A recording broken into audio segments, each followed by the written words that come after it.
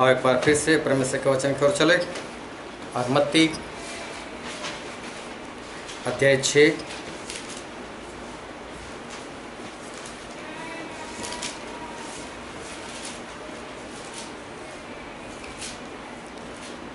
मत्ती 6 9 से 13। अतः तुम इस रीति से प्रार्थना किया करो, हे हमारे पिता जो स्वर्ग में है, तेरा नाम पवित्र माना जाए, तेरा राज्य आए, तेरी इच्छा जैसे स्वर्ग में पूरी होती है वैसे पृथ्वी पर भी हो। हमारी दिन भर की रोटी आज हमें दे, और जिस प्रकार हमने अपने अपराधियों को क्षमा किया है वैसे ही तू भी हमारे अपराधों को क्षमा कर, और हमें परीक्षा में न ला परंतु बुराई से बचा, क्योंकि राज्य और पराक्रम और महिमा सदा तेरे ही है। आमीन। हमें हमारी बाइबल स्टडी चलते चलते जो प्रभु यीशु की सिखाई हुई प्रार्थना के ऊपर चलते चलते हम 12 पॉइंट कंप्लीट कर चुके और आज है 13वां पॉइंट।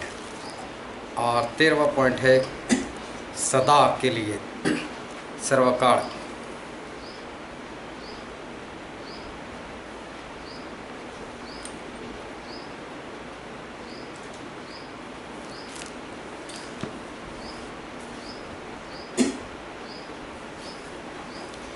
तो बहुत ध्यान से आज भी परमेश्वर के वचन को सुनना, ताकि परमेश्वर जो है हमें जो कहना चाहते वो हमें पता चले।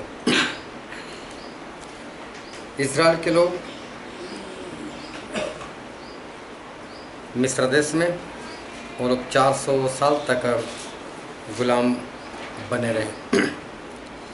और मिस्र देश जो था वो उस जमाने में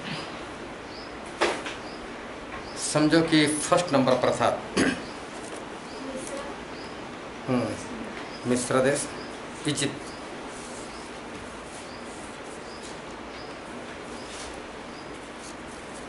वो वर्षों पहले फर्स्ट नंबर पर था।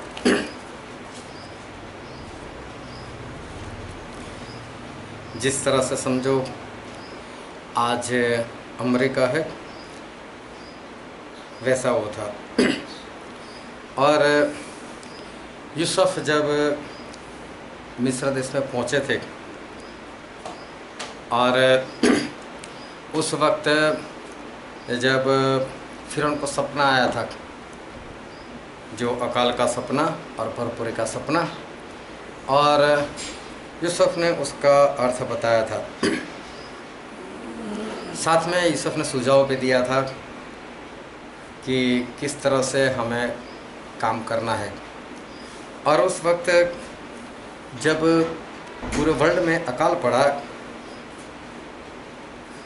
तो बाइबल में ऐसा लिखा है, उत्पत्ति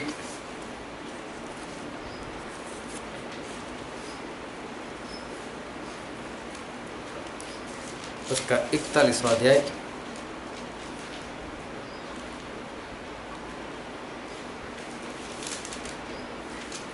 उत्पत्ति 41 और 57।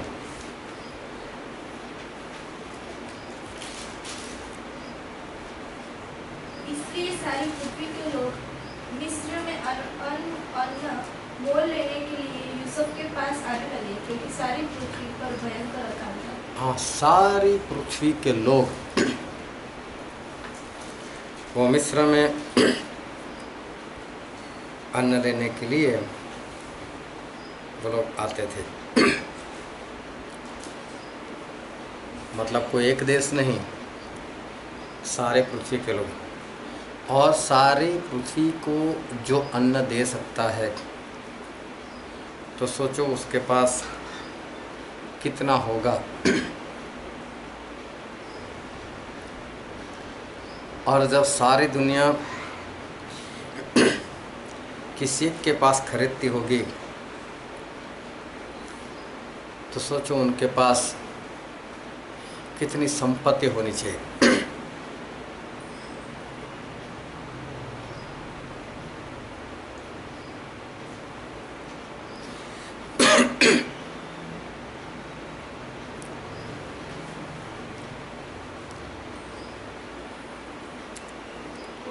और यिर्मयाह में ऐसा लिखा है।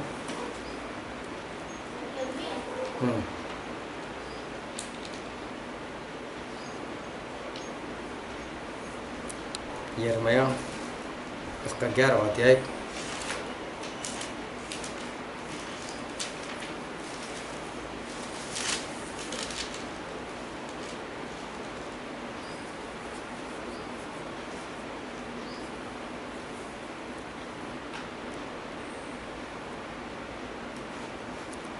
यिर्मयाह 11 और 4 पद।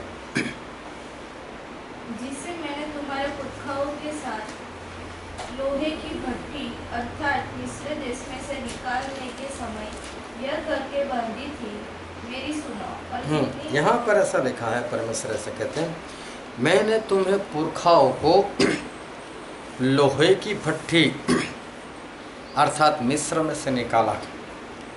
देखो उस वक्त मिस्र कैसा था, लोहे की भट्टी के समान। मतलब ऐसा नहीं कि वहाँ पर इतनी गर्मी होती थी, लेकिन लोहे की भट्टी मतलब लोहे को पिघला देने ऐसे लोग थे वो लोग, कि जो लोग लोहे को भी पिघला दे।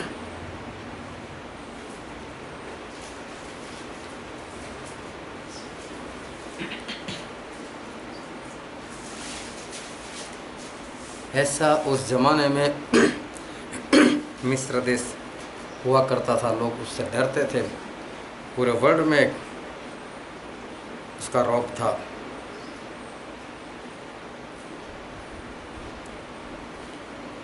फिर उत्पत्ति में लिखा है,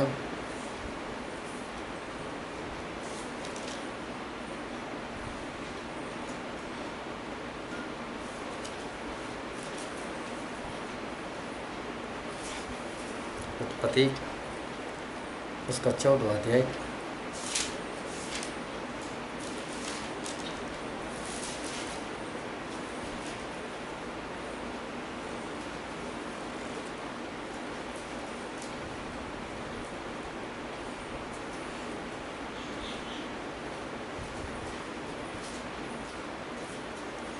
उत्पत्ति 14 और 10वां पद। सिद्दीम नामक तराई में जहाँ लसार मिट्टी के गड्ढे ही गड्ढे हैं, सदम और अमोरा के राजा भागते भागते गिर पड़े। अरे नहीं 14वां नहीं, उत्पत्ति 13 का 10। तब लूत ने आँख उठाकर यरदन नदी के पास वाली सारी तराई को देखा कि वह सब सींची हुई है। जब तक यहोवा ने सदम और अमोरा को नष्ट न किया था, तब तक सोअर के मार्ग तक वह तराई यहोवा की वाटिका और मिस्र देश के समान उपजाऊ थी। हाँ, देखो सदोम और अमोरा की तुलना किसके साथ की? एदन बाग के साथ और साथ में मिस्र के साथ। इसका मतलब मिस्र देश उस जमाने में एदन बाग के समान था।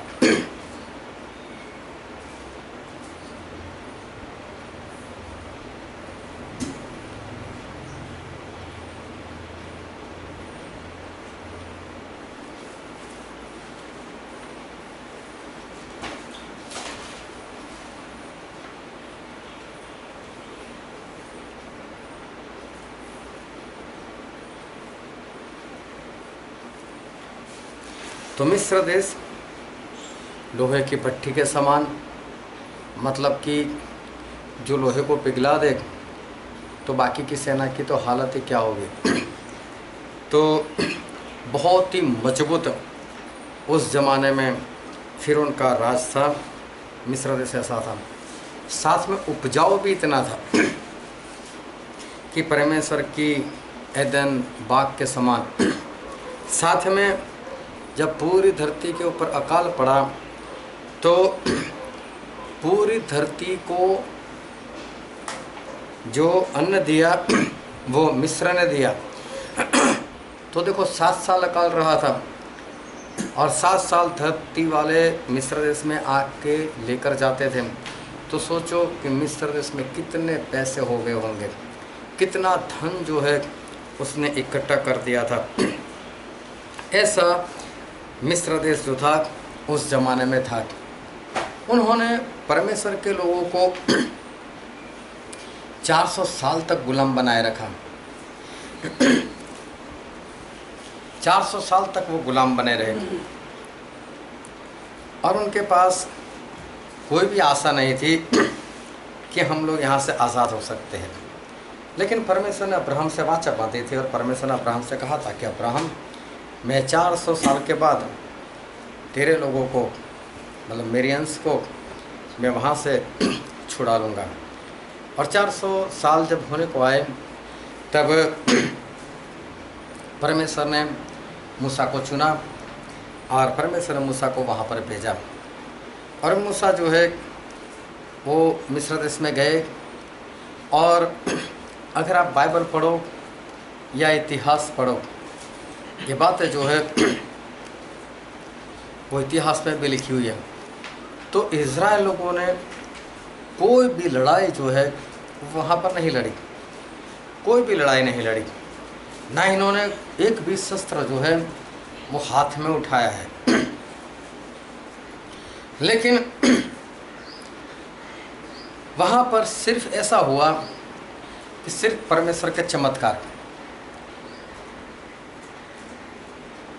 लाठी का सांप, पानी का लहू, मेढक, मक्खियाँ, टिड्डियाँ,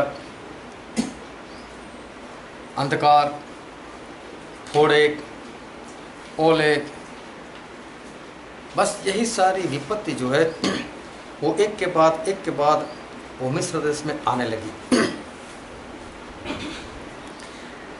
और जब पढ़ते हैं तो ऐसा लगता है कि इज़राइल और मिस्र देश नहीं लड़ रहे, लेकिन मिस्र देश और परमेश्वर आपस में लड़ रहे। और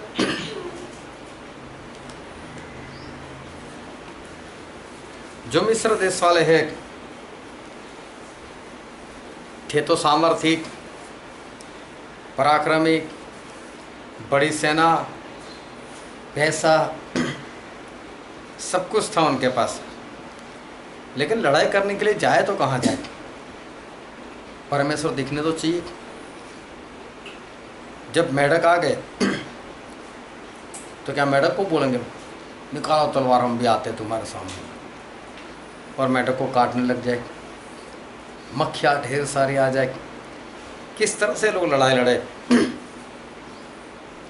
और ये सारी परिस्थिति में मिस्र जो है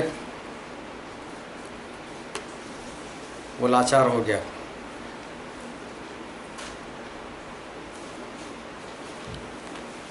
और 400 साल के बाद जैसे ही 400 साल खत्म हुए, फिर उन्होंने बुलाया रात में ही कि मूसा इधर आओ, हारून इधर आओ। बोले निकल जाओ यहाँ से, आप लोग यहाँ से चले जाओ। बिना लड़ाई लड़े इज़राइल के लोग जो है वो आज़ाद हो गए। मिस्र उस ज़माने में एक नंबर पर।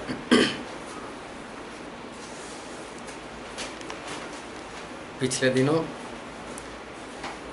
जब मेरा वहाँ पर जाना हुआ और इज़राइल की टूर ख़त्म करके अब हम लोग मिस्र में जा रहे थे, जिसको इंग्लिश में बोलते हैं इजिप्ट। और मिस्र जो है वो उनकी अपनी इजिप्ट की लैंग्वेज में उसका नाम मिस्र है। तो जब हम लोग गए वहाँ पर तो बॉर्डर हमको क्रॉस करना था। और किसी भी देश की आप बॉर्डर क्रॉस करो तो वहाँ पर आपको लोग जांचते हैं क्या है क्या नहीं। और उससे पहले हम जा चुके थे जॉर्डन, फिर इज़राइल और फिर पैलेस्टाइन। ये 3 देश घूमने के बाद हम लोग मिस्र देश में एंट्री कर रहे थे। तीनों देश में हमने देख लिया था कि कैसी कैसी व्यवस्थाएं है, लोग कैसे हैं, वहाँ का माहौल कैसा है, सब कुछ हमने देखा था। और जहाँ पर बॉर्डर होती है, बॉर्डर से जो हमें अंदर जाना होता है, वो जगह वो बहुत ऐसी जगह होती है कि कोई शत्रु वहाँ से घुस ना आए, इसलिए वो जगह हाई अलर्ट पर रहती है। इजराइल में तो ऐसा था कि हम लोग बॉर्डर पर फ़ोटो तक नहीं खींच सकते। फ़ोटो तो नहीं खींच सकते, लेकिन अगर आपका कैमरा ऑन है तो उसको ऑन ही रहने दो, उसको ऑफ भी ना करो। और अगर ऑफ है तो ऑन भी ना करो। फ़ोटो तो बाद में खींचने की बात आती है। मोबाइल अगर आपका जेब में तो जेब में ही रहने दो, उसको निकालना नहीं। मालूम नहीं कहाँ कहाँ पर कैमरे, किस तरह से कैमरे। और अगर आपने गलती से वहाँ आपको ऐसा लग रहा है कोई नहीं दिख रहा है, लाओ चुपके से खिड़की से इस तरह से फ़ोटो खींच लो, उनको वहाँ पर बैठे बैठे पता चल जाएगा कौन सी बस थी या कौन सी कार थी, उसमें किस जगह से किसने फ़ोटो खींचा, उनको पता चल जाएगा। और फिर उनके मूड के ऊपर है सब। फ़ोटो देखेंगे, हो सकता है उनको ऐसा लगे डिलीट मार दो तो डिलीट मार देंगे।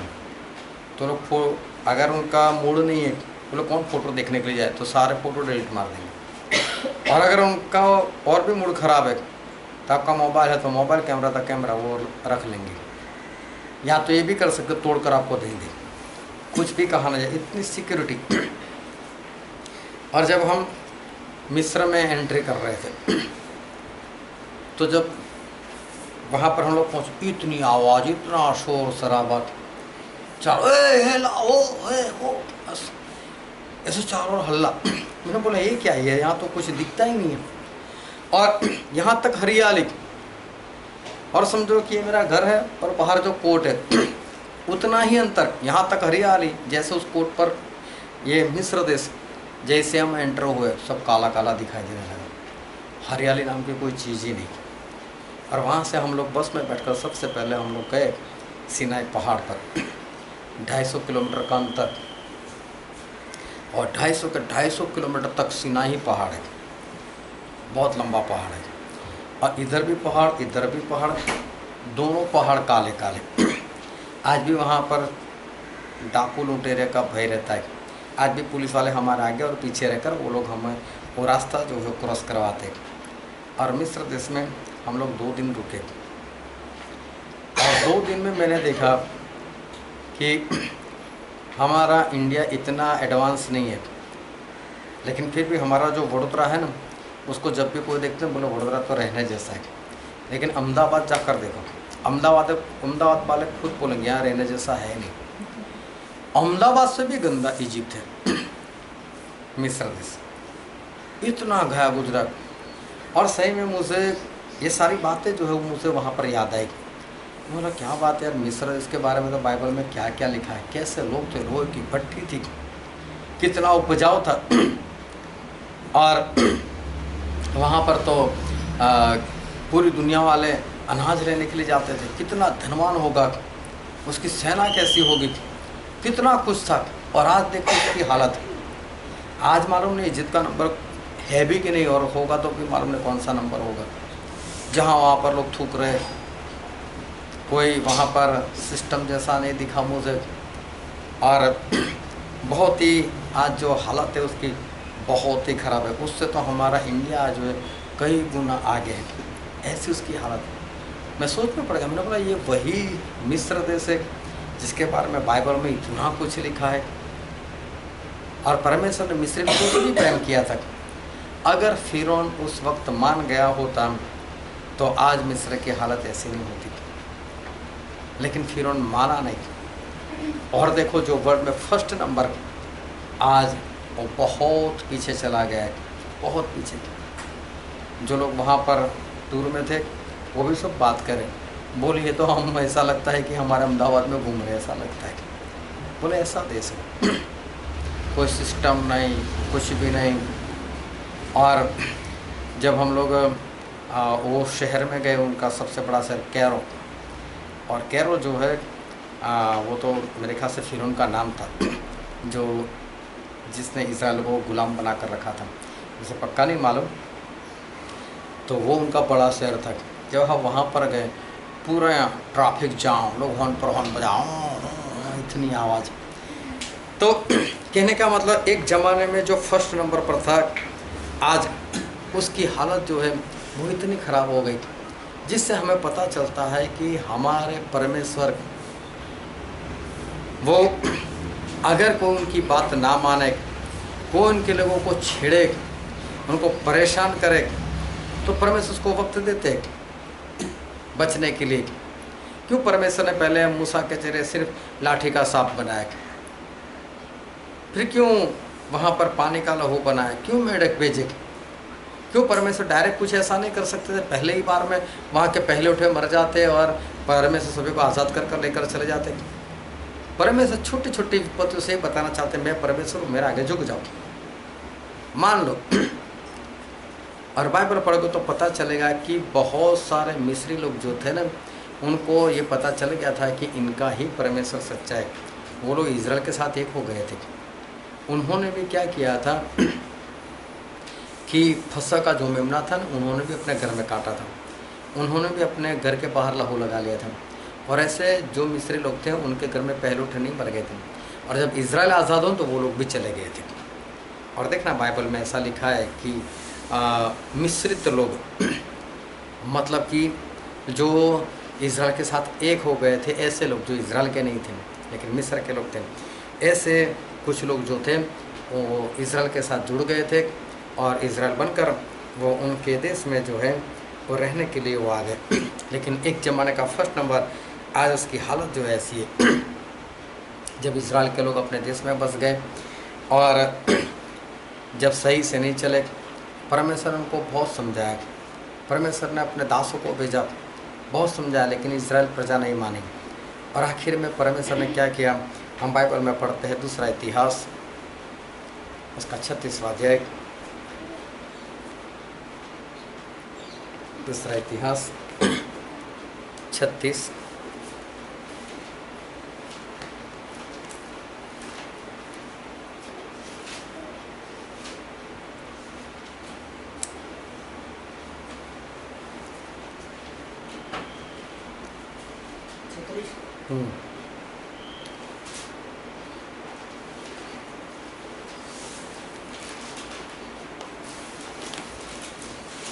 और हम पढ़ते हैं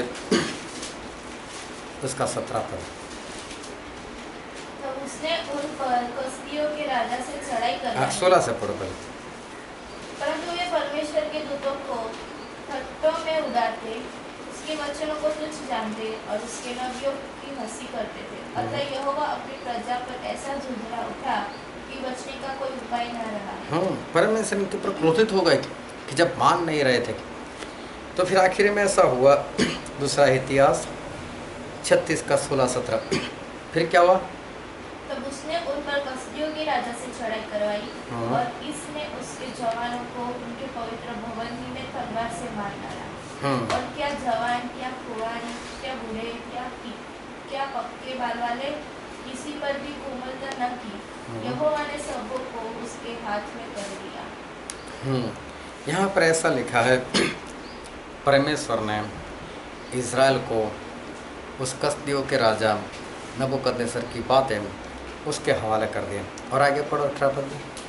क्या छोटे क्या बड़े परमेश्वर के भवन में सब पात्र, जहाँ से सब पात्र और यहोवा के भवन और राजा और उसके हाकिमों के खजाने, इन सबों को वह बेबीलोन में ले जा। नबूकदनेस्सर ने सब कुछ तहस नहस कर दिया। लेकिन यहाँ बाइबल में लिखने के अनुसार ऐसा लिखा है, परमेश्वर ने सभी को उसके हवाले कर दिया। अभी नबूकदनेस्सर कौन सा परमेश्वर को मानता था? वो परमेश्वर को नहीं मानता था, ना ही वो परमेश्वर को जानता है। लेकिन इनके बीच में कई बार लड़ाई होती थी और नबूकदनेस्सर को ऐसा हुआ, चलो मैं इज़राइल के ऊपर चढ़ाई करता हूँ। तो सही में उसको तो ऐसा ही लगा, जो कर रहा हूँ मैं कर रहा हूँ, लेकिन ये परमेश्वर की मर्जी थी। परमेश्वर की मर्जी थी कहने का मतलब कि जब इज़राइल के लोग नहीं मान रहे तो परमेश्वर सोच रहे इससे अच्छा ये लोग गुलामी बना दो इसको, तभी सुधरेंगे। तो जो यिर्मयाह थे उन्होंने वहाँ पर प्रचार भी किया था कि देखो अगर आप लोग नहीं मानोगे तो 70 साल के लिए आप लोग बंदी बना लिए जाओगे।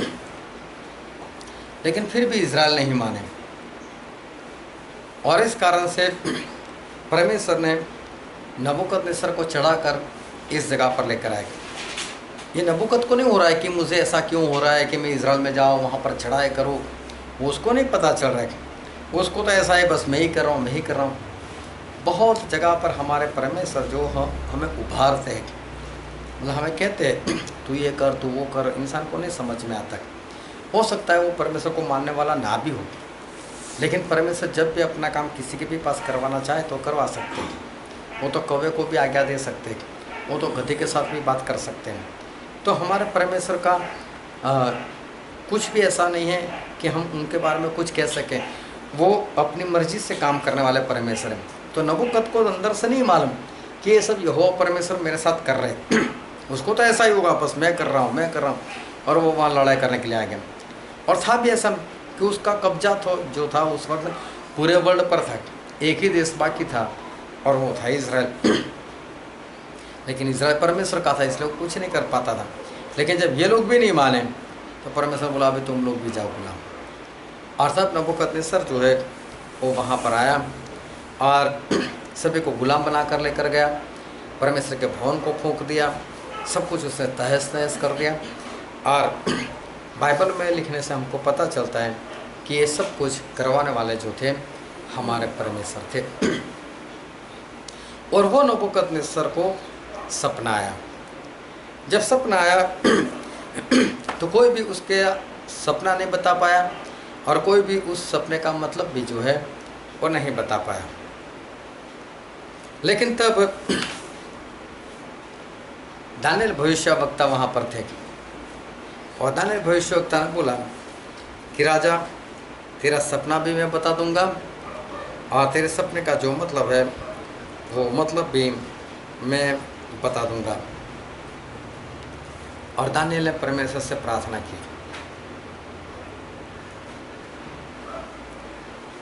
और परमेश्वर ने दानिएल को नबूकदनेस्सर का सपना बताया और साथ में उसका जो मतलब था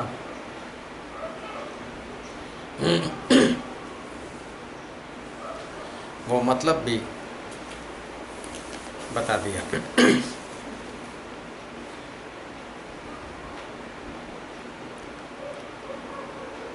और तब दानिएल जो है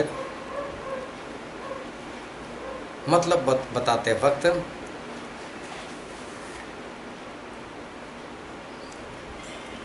नबूकदनेस्सर से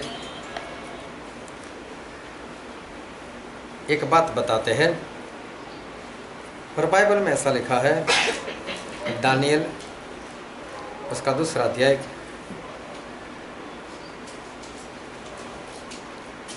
दानिएल उसका 2 अध्याय और उसका 37।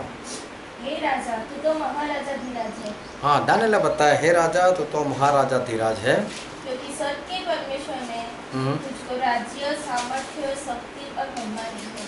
क्योंकि स्वर्ग के परमेश्वर ने तुझे राज्य, तुझे पराक्रम, तुझे सामर्थ्य, शक्ति, सब कुछ तुझे दिया हुआ है। देखो यहाँ पर दानिएल ने बहुत स्पष्ट नबूकदनेस्सर को बता दिया कि नबूकदनेस्सर तो ये मत समझ कि पूरी दुनिया तेरे वश में है। तो ये मत समझ कि तूने अपने ज्ञान से, तूने अपनी समझ से या तूने अपनी ताकत से इन सभी को वश में किया है। लेकिन दानिएल ने बता दिया कि नबूकदनेस्सर ये सब कुछ जो है वो मेरे परमेश्वर ने तेरे हाथों में दिया हुआ है।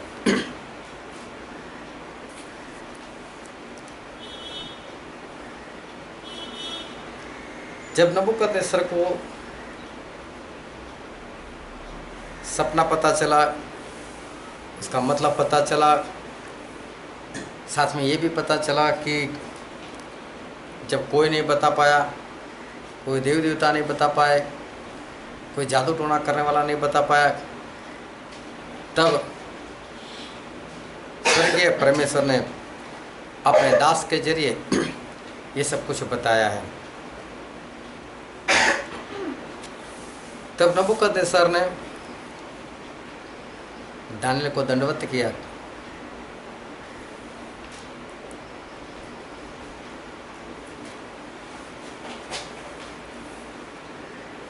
और कहा,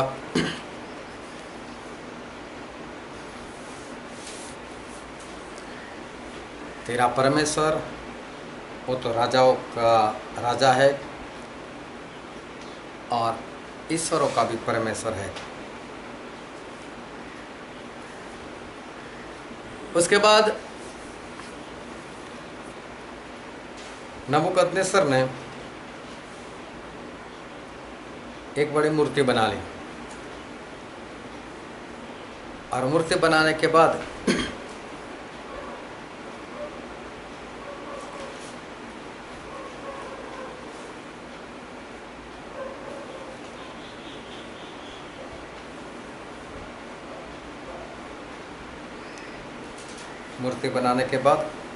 उसने जाहिर किया कि जो कोई इस मूर्ति की पूजा ना करे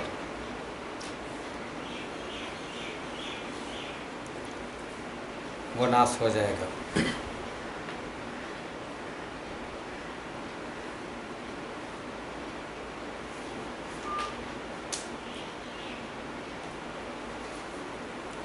उसको आग की भट्ठी में खत्म कर दिया जाएगा।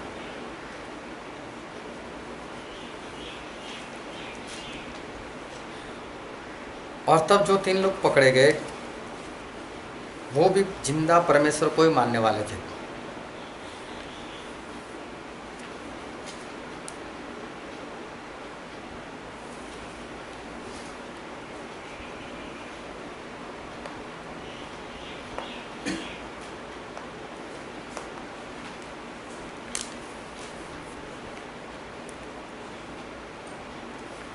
और नबूकदनेस्सर ने घमंड में आकर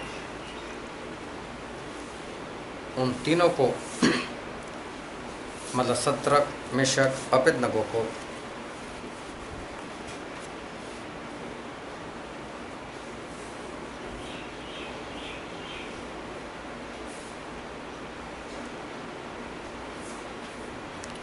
आग की भट्ठी में डलवा दिया।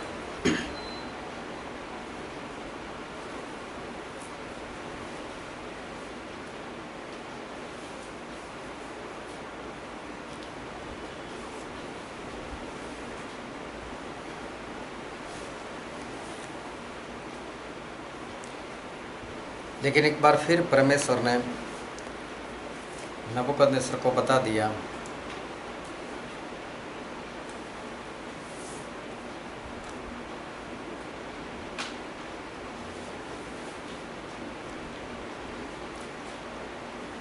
कि वो ही सच्चे परमेश्वर है।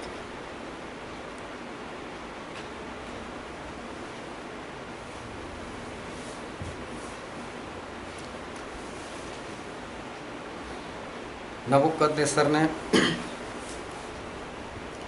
दूसरी बार कबूल किया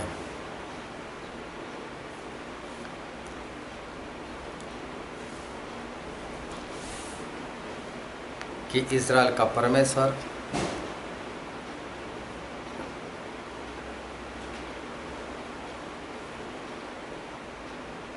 वही सच्चे परमेश्वर है।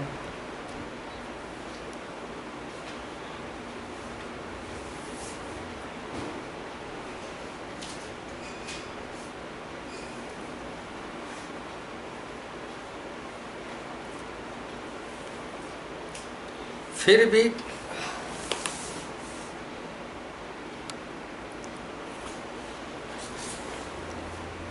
एक बार फिर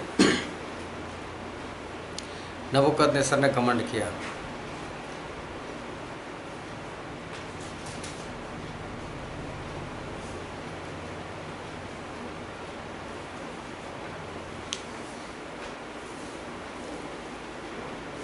और वो भी परमेश्वर ने सपने में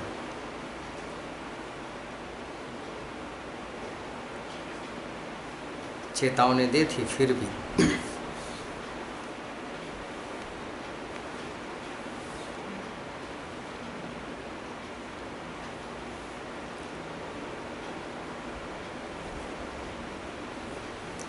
और नबूकदनेस्सर राजा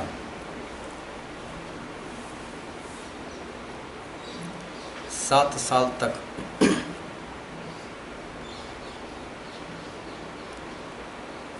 पशुओं के समान रहा।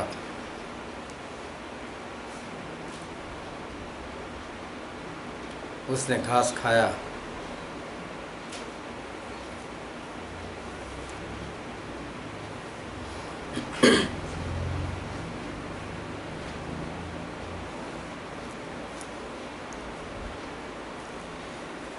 आखिर में नबूकदनेस्सर मर गया।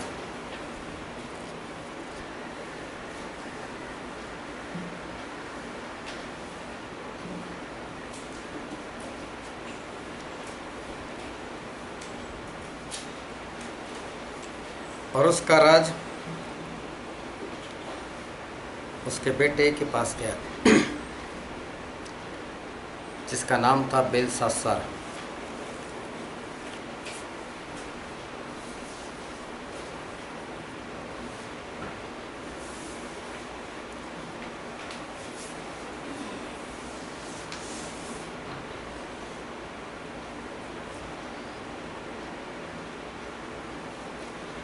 उसने भी घमंड किया,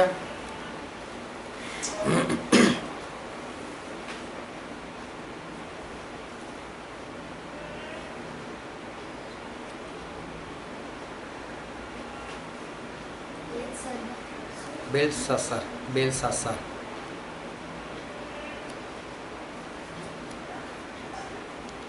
उसने भी घमंड किया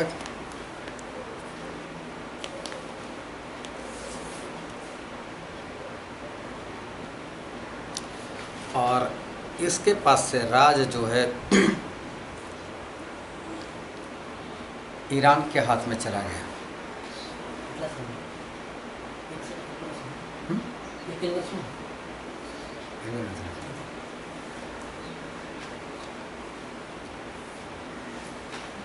उसका राज ईरान के पास रहा। मतलब पहले नबूकदनेस्सर जो था इराक का था और अब राज चला गया ईरान के हाथों में।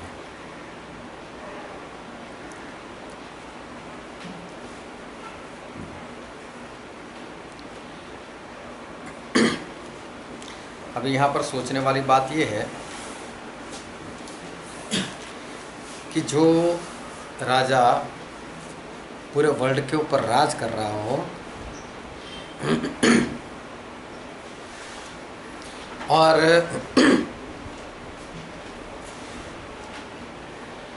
जिसकी हुकूमत पूरे वर्ल्ड पर हो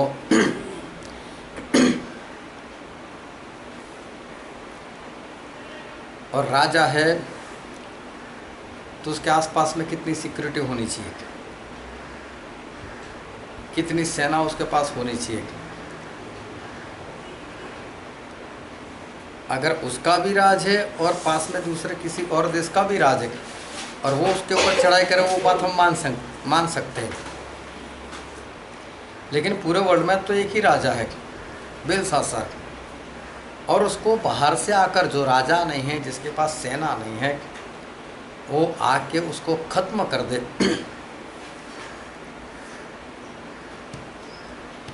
ये बात जो है दिमाग में घुसती नहीं है, लेकिन ऐसा हुआ।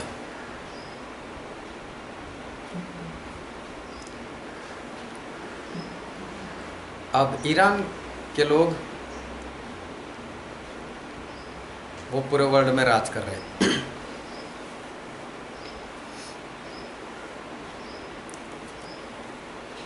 उसमें था कोरेश राजा, हिंदी में उसको बोलते हैं खुसरू। कोरेश राजा,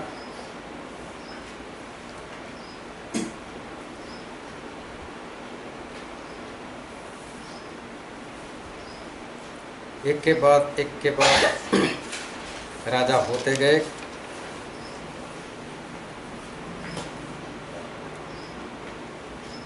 और उसके बाद जो ग्रीक लोग थे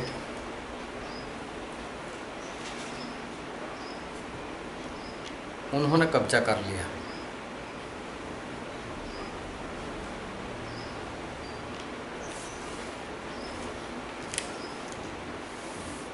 अभी देखो ईरान के कौन से राजा को ग्रीक के कौन से व्यक्ति ने आकर मार दिया, बाइबल में तो लिखा नहीं है,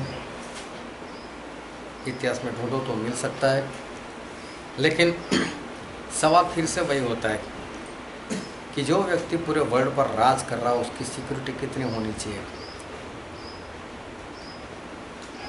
नरेंद्र मोदी तो बहुत दूर की बात है, लेकिन अगर हम विजय रूपाणी जो हमारे मुख्यमंत्री, अगर उनको भी मारना चाहे तो हम किस तरह से जाएं। और चलो किसी भी तरह से अगर हम खत्म भी कर दे, गोली भी मार दें, वो सब तो गोली थी नहीं, लेकिन चलो हम कहीं दूर से भी गोली मार दें, लेकिन मारने के बाद हम कौन सा जिंदे रहने वाले हैं, पकड़े तो जाएंगे ही। जैसे हमारे देश में सर पहले हो चुका है, इंदिरा गांधी को उनके सिक्योरिटी वाले ने मार दिया, लेकिन बाद में वो भी कहाँ बचे। राजीव गांधी को उड़ा दिया, तो जिससे उड़ा दिया वो भी कहाँ बचे। तो हो सकता है कोई उड़ा सके, क्योंकि ज़माना भी आधुनिक है और ऐसे ऐसे हथियार आ गए, तो हो सकता है उससे ख़त्म कर दे, लेकिन उसके बाद हम भी पकड़े जाएंगे, लेकिन राज नहीं कर पाएंगे। सवाल होता है कि ये राज जो है ईरान का अभी ग्रीक के हाथ में कैसे गया, लेकिन गया, ये सच्चाई है। फिर ग्रीक वालों के हाथ से राज चला गया रोमी लोगों के पास।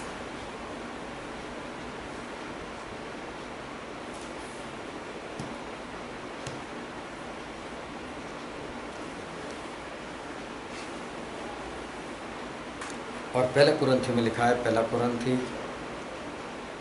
उसका पहला अध्याय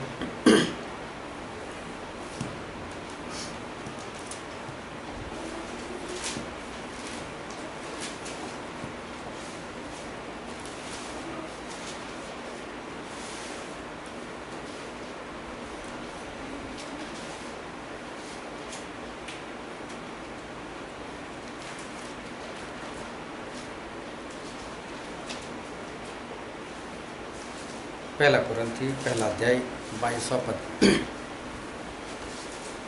यहूदी तो चिन्ह चाहते हैं और यूनानी ज्ञान की खोज में है। हाँ, यूनानी लोग ज्ञान की खोज में, यूनानी मतलब ग्रीक लोग, ये लोग ज्ञान के पीछे थे, मतलब ज्ञानी लोग थे ये लोग। अभी देखो ज्ञान होने के बाद भी उनके हाथ से राज चला गया रोमी के पास, रोमन लोगों के पास।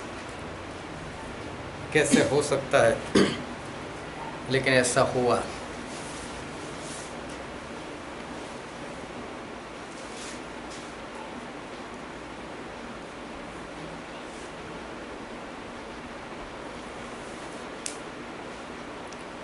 और बाइबल में जब हम नया नियम पढ़ते हैं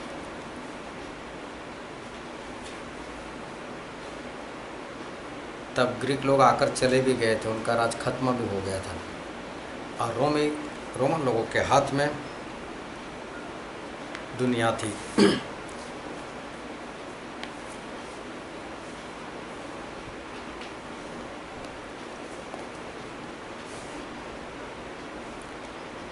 उनका भी राज लोहे का राज गिना जाता था, लोहे के समान।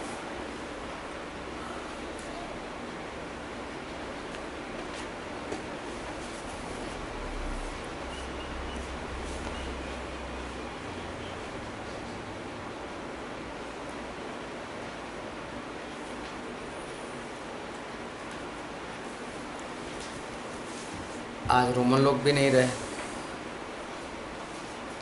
मतलब कि उनका राज भी नहीं रहा।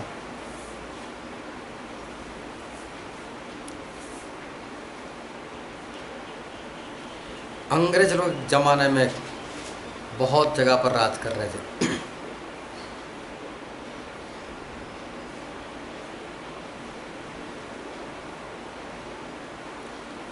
जिनके बारे में कहा जाता था कि अंग्रेज जिनका सूरज कभी डूबता नहीं,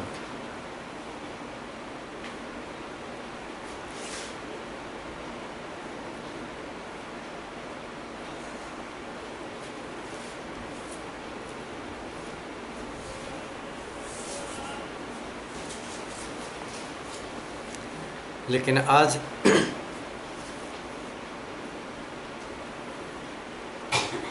उनका भी राज कहीं पर नहीं है।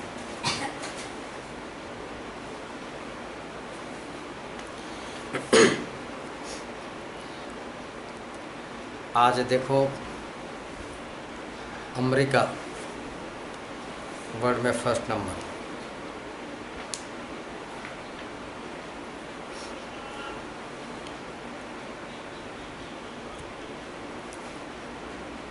लेकिन कोरोना के सामने लाचार हो गया।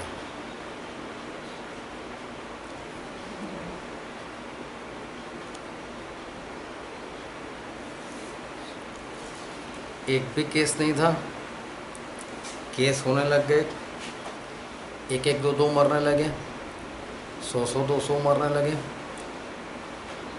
500 तक पहुंच गए, 1000 पर पहुंच गए।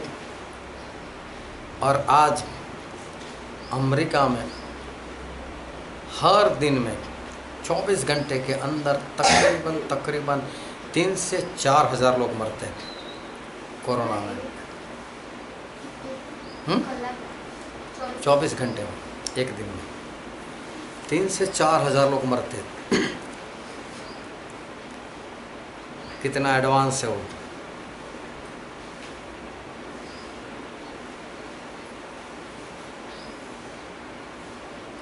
लेकिन एक वायरस उसके सामने पूरा लाचार है।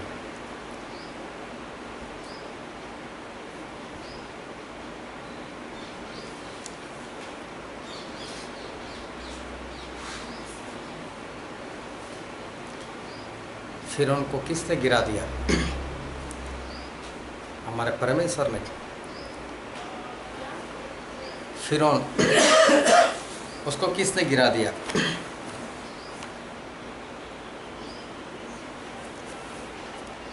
हमारे परमेश्वर ने। नबूकदनेस्सर को किसने गिराया?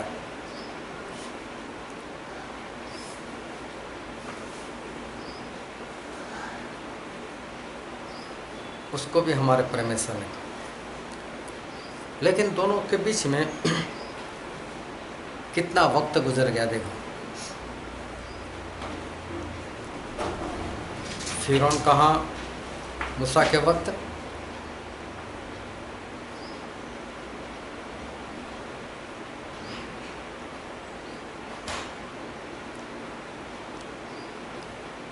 और उसके कितने सालों के बाद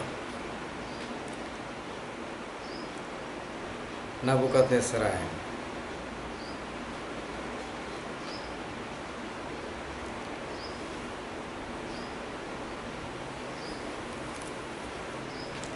लेकिन परमेश्वर फिरौन के वक्त भी सामर्थी थे और नबूकदनेस्सर के वक्त भी वो सामर्थी थे।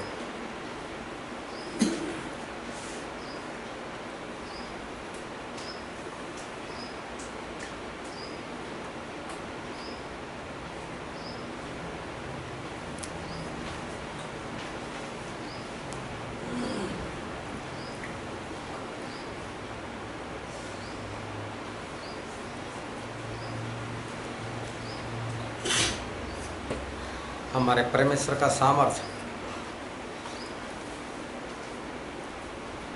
चाहे कितने भी साल गुजर जाए, लेकिन वैसा का वैसा ही रहता है।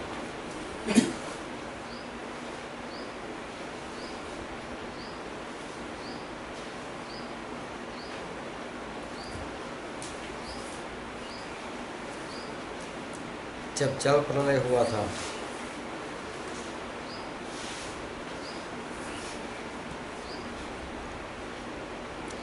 40 दिन 40 रात लगातार बरसात।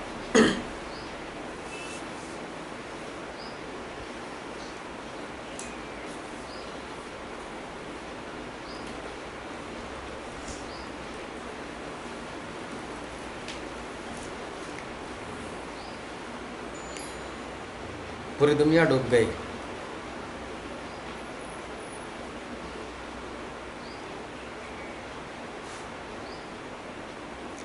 लेकिन वो पानी परमेश्वर के लोगों को डुबा नहीं पाया।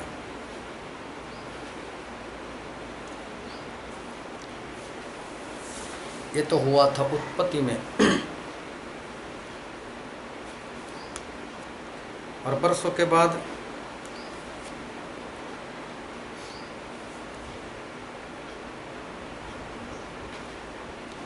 समुद्र का पानी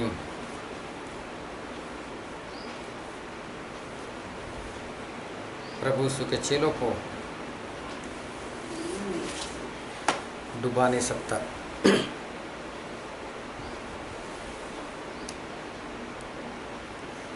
और जल प्रलय के वक्त भी परमेश्वर सामर्थी थे, और उसके वर्षों के बाद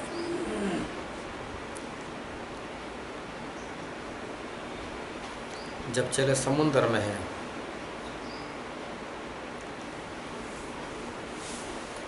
तब भी हमारे परमेश्वर ऐसे ही सामर्थी है।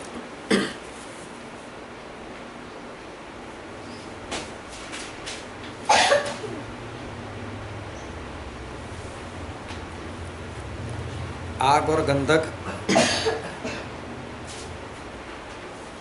बरसों पहले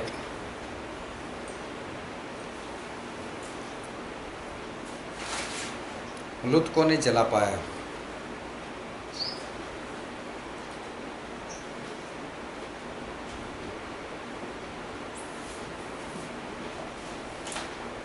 वही आग बरसों के बाद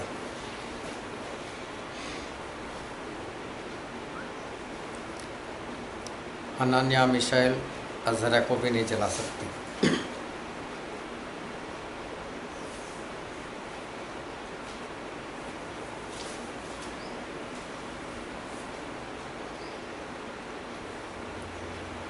और लुका में लिखा है, लुका 17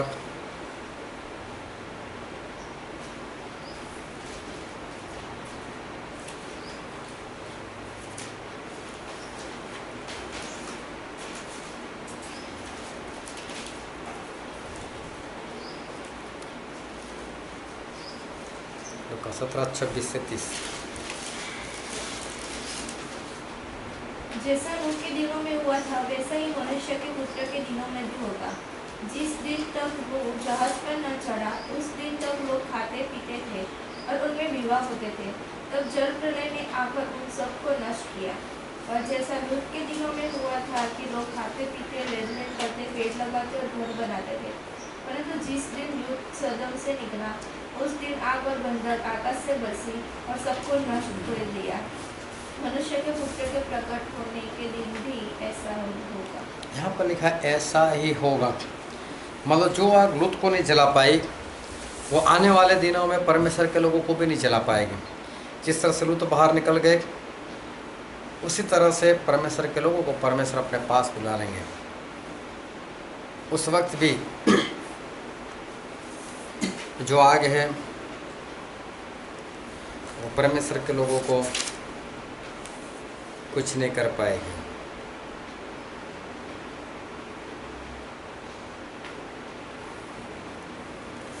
और फिर निर्गमन में लिखा है,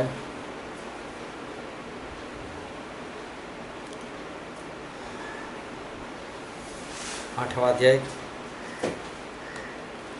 22 और 23 पर।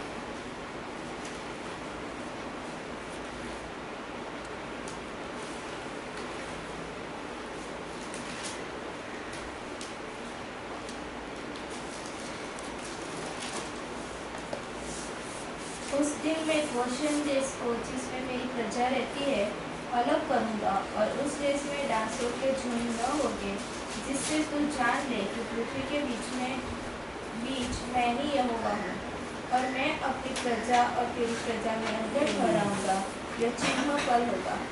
हाँ, परमेश्वर ने ऐसा बोला फिर उनको कि फिर तेरे लोग एरम और मेरे लोग दोनों में मैं अंतर रखूंगा, भेद रखूंगा। मतलब कि तेरे लोग तेरे और मेरे लोग मेरे।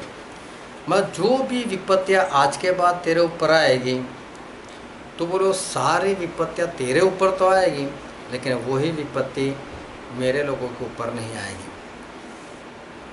मतलब अगर तेरे वहाँ मक्खी आएगी तो वो मक्खी गोशेन में जहाँ पर मेरी प्रजा रहती बोले वहाँ पर नहीं जाएगी।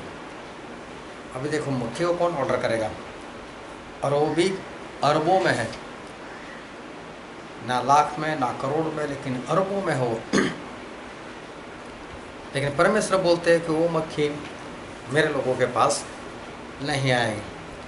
आसमान से ओले गिरेंगे जिसके साथ आग भी होगी, सब कुछ जला देंगे, खत्म कर देंगे, लेकिन जहाँ पर मेरी प्रजा रहती है ना वहाँ पर कुछ नहीं होगा। और परमेश्वर कहते हैं कि तेरे लोग और मेरे लोग दोनों में अंतर जो है वो अंतर होगा, तेरे लोग और मेरे लोग में भेद। इसका मतलब चाहे कितनी भी मुसीबतें आए, चाहे कितनी बीमारियाँ फैले, चाहे कितनी भी तकलीफें आए, लेकिन परमेश्वर बोलते हैं मेरे लोग अलग, मेरे लोग अलग। मतलब वो विपत्तियों को परमेश्वर आज्ञा देंगे मेरे लोगों के पास तुझे नहीं जाना है, और वो सुनेगी भी, और वो परमेश्वर के लोगों के पास वो जाएगी भी नहीं।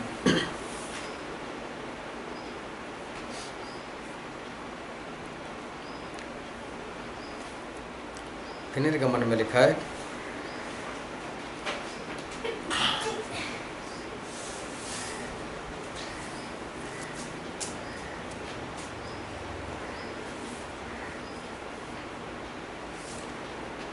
इसका 15 अध्याय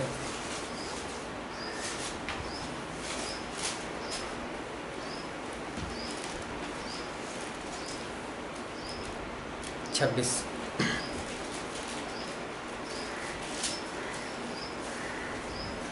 यदि तू अपने परमेश्वर यहोवा का वचन तन मन से सुने और जो उसकी दृष्टि में ठीक है वही करे और उसकी आज्ञाओं पर कान लगाए और उसकी सब विधियों को माने, तो जितने लोग मैंने मिस्रियों पर भेजे हैं उनमें से एक भी तुझ पर न भेजूंगा, क्योंकि मैं तुम्हारा चंगा करने वाला यहोवा हूँ। यहाँ पर परमेश्वर का वचन ऐसा कहते हैं कि अगर तू मेरी आज्ञाओं को मानेगा, मेरी निगाह में जो सही है वो करेगा, और मेरी वाणी को, मेरी आवाज़ को तन मन से सुनेगा, मेरी विधियों की पालना करेगा, तो परमेश्वर ऐसा बोलते हैं कि जितनी बीमारियां मैंने मिस्रियों के ऊपर डाली थी उनमें से एक भी तेरे ऊपर नहीं आएगी। ये परमेश्वर के लोगों से एक वादा है कि परमेश्वर बोलते हैं कि जो भी बीमारियां मिस्री के ऊपर, मिस्री मतलब जो परमेश्वर को नहीं मानते ऐसे लोग, परमेश्वर बोलते हैं कि उन पर तो बीमारी आएगी, लेकिन जो मुझे मानते हैं, मेरी आज्ञा मानते हैं, ऐसे किसी के ऊपर भी मैं बीमारी आने नहीं दूंगा। ये वचन आज भी हमारे लिए वैसा ही है।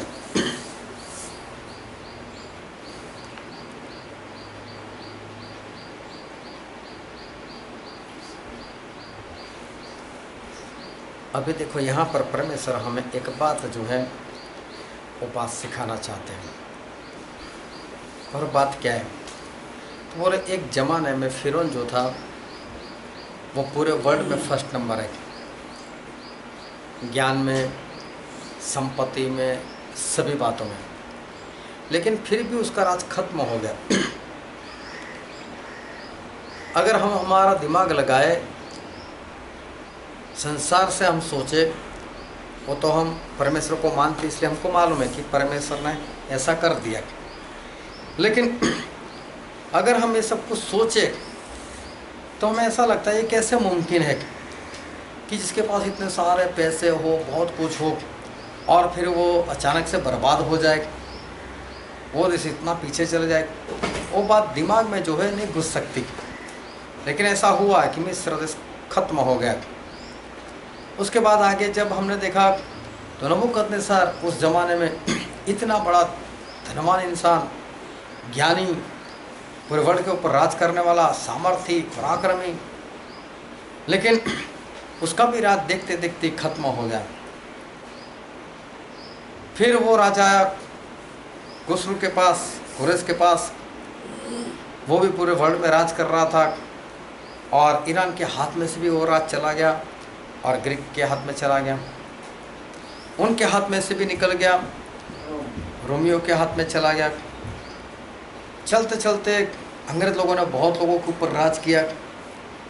लेकिन आज देखो पूरे वर्ल्ड में सभी लोग अपने अपने देश में, इराक की जगह पर ईरान की जगह पर है, ग्रीक लोग अलग हैं, रोमन अलग हैं।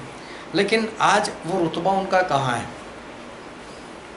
अगर आज वो लोग बोले एक ज़माने में हम ये थे वो थे, लेकिन आज कहाँ तुम लोग?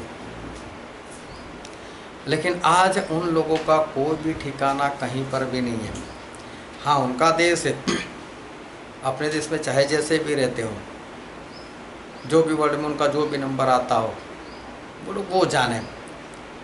लेकिन उसी वक्त से हमारे परमेश्वर आज भी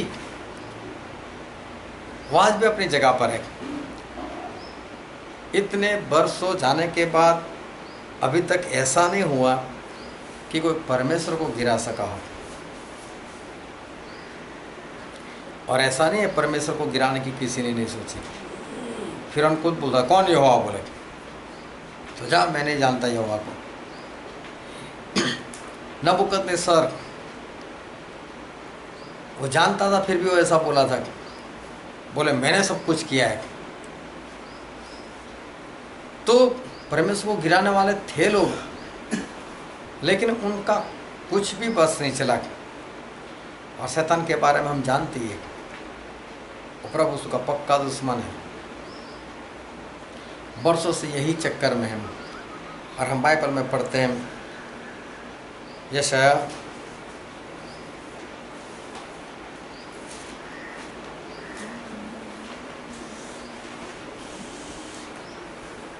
उसका 14वां अध्याय,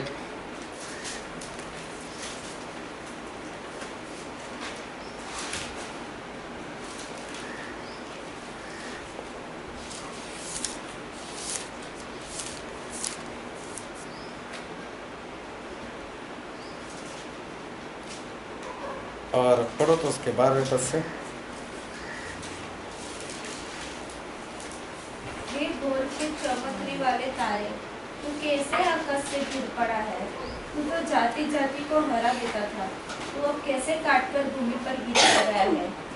तू मन में कहता तो था, मैं स्वर्ग पर चढ़ूंगा, मैं अपने सिंहासन को ईश्वर के तारागढ़ से अधिक ऊंचा करूंगा और उत्तर दिशा की छोर पर सभा के पर्वत पर विराजूंगा। मैं मेघों से भी ऊंचे ऊंचे स्थानों के ऊपर चढ़ूंगा, मैं परम प्रधान के तुल्य हो जाऊंगा। परंतु तू अधोलोक में उस गड्ढे की तह तक उतारा जाएगा। हाँ, वो तो ऐसी बोलता करता था, बड़ी बड़ी बातें करता था। शैतान की बातें करे।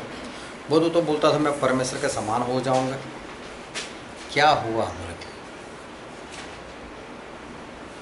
तेरे से क्या हुआ? तो ऐसा नहीं है कि परमेश्वर को किसी ने गिराने का प्रयत्न नहीं किया, बहुत लोगों ने प्रयत्न किया, शैतान ने खास कर प्रयत्न किया, और अभी भी उसके प्रयत्न चालू है। लेकिन परमेश्वर को कोई भी आज तक नहीं गिरा पाया। हाँ, परमेश्वर ने लोगों को गिराया है, लेकिन परमेश्वर को कोई भी नहीं गिरा सकता। फिर प्रकाशित वाक्य में लिखा है,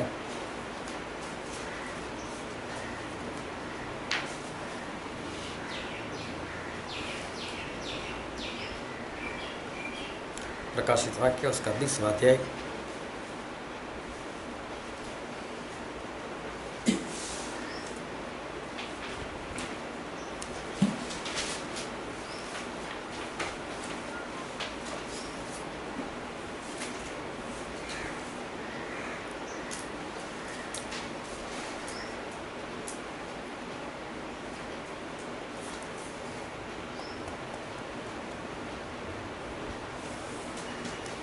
प्रकाशित वाक्य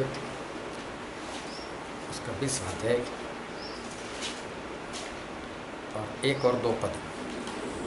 फिर मैंने एक स्वर्गदूत को स्वर्ग से उतरते देखा, जिसके हाथ में अथाह खून की कुंजी और एक बड़ी जंजीर थी। उसने उस अजगर अर्थात पुराने सांप को, जो इब्लिस और शैतान है, पकड़ के 1000 वर्ष के लिए बांध दिया और उसे अथाह खून में डालकर बंद कर दिया और उस पर मुहर लगा दी कि वह 1000 वर्ष के पूरे होने तक जाति जाति के लोगों को फिर न बनवाए। इसके बाद अवश्य है कि वह थोड़ी देर के लिए फिर खोला जाए। हाँ, देखो शैतान के लिए यहाँ पर ऐसा लिखा है कि स्वर्गदूत ने आकर उसको बांध दिया 1000 साल के लिए। ये भविष्यवाणी है जो अभी तक पूरी नहीं हुई। अभी तो शैतान का काम चल रहा है, अभी तो वो आज़ाद है। लेकिन एक वक्त ऐसा आएगा कि शैतान को 1000 साल के लिए बांध दिया जाएगा। और ऐसा भी लिखा है कि 1000 साल के बाद अवश्य है कि कुछ वक्त के लिए उसको खोला जाए।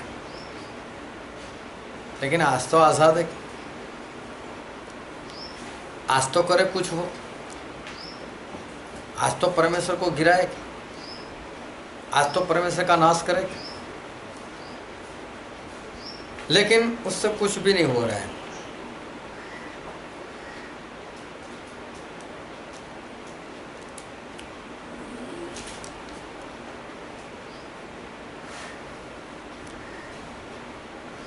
जब 1000 साल खत्म हो जाएंगे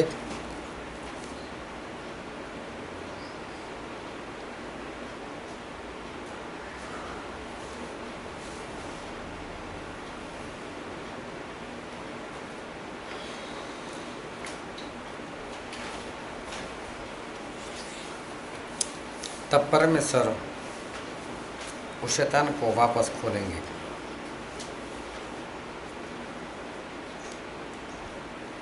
और लिखा है प्रकाशित वाक्य में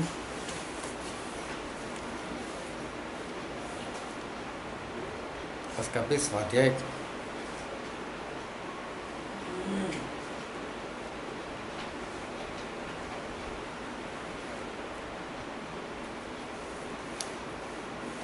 प्रकाशित वाक्य 20वां अध्याय 7 से 10।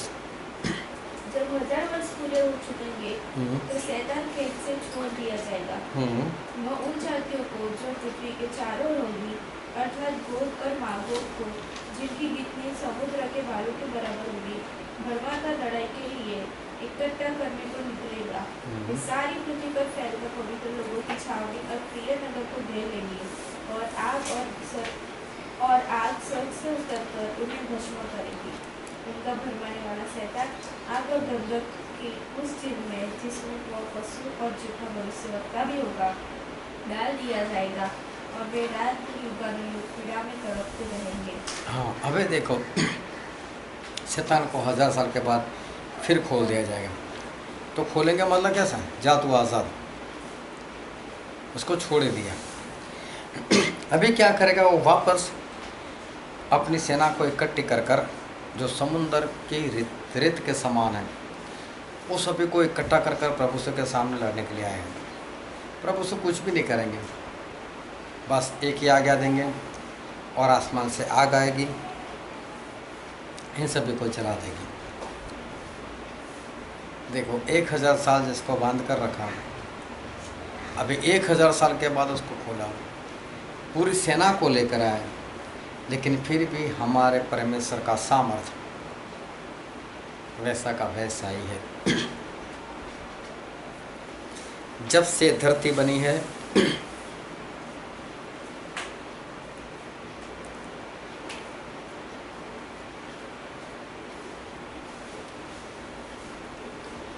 तब से लेकर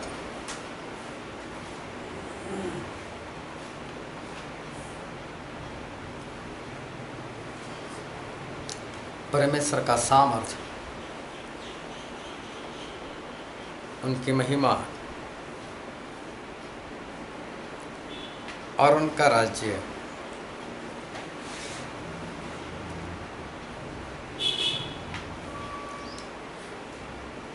आज भी वैसा का वैसा ही है।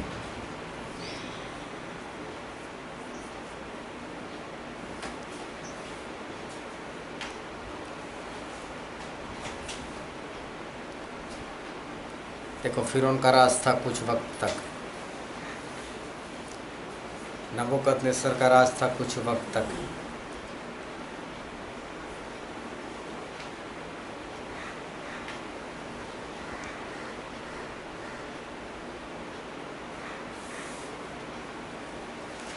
लेकिन हमारे परमेश्वर का राज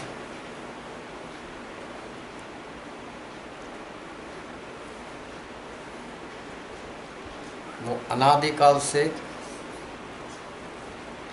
अनंत काल तक है।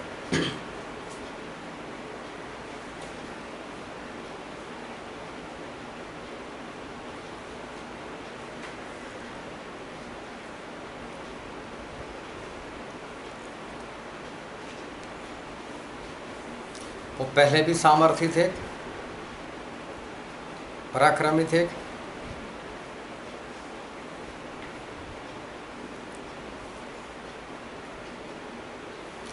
आज भी वैसे ही पराक्रमी हैं।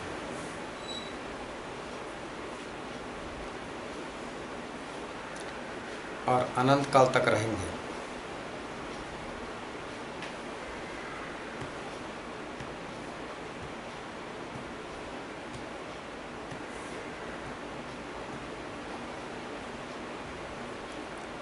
उनकी महिमा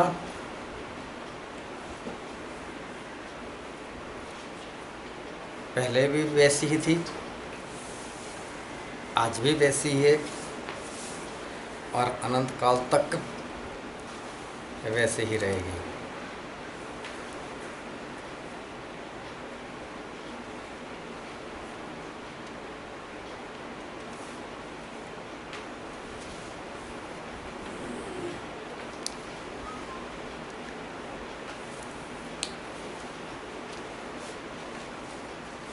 तो प्रभु ने जो हमें प्रार्थना सिखाई,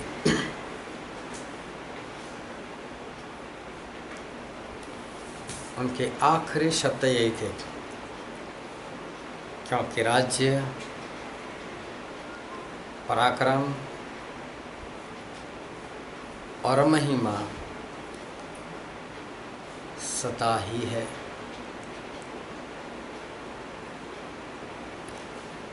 मतलब हम उस परमेश्वर की प्रार्थना कर रहे हैं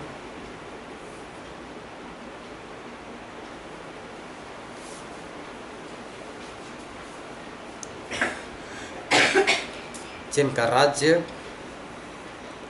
जिनका पराक्रम और जिनकी महिमा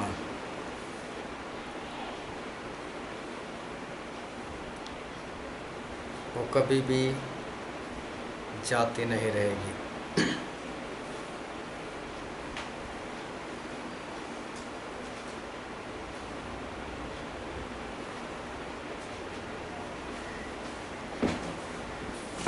हालेलुया।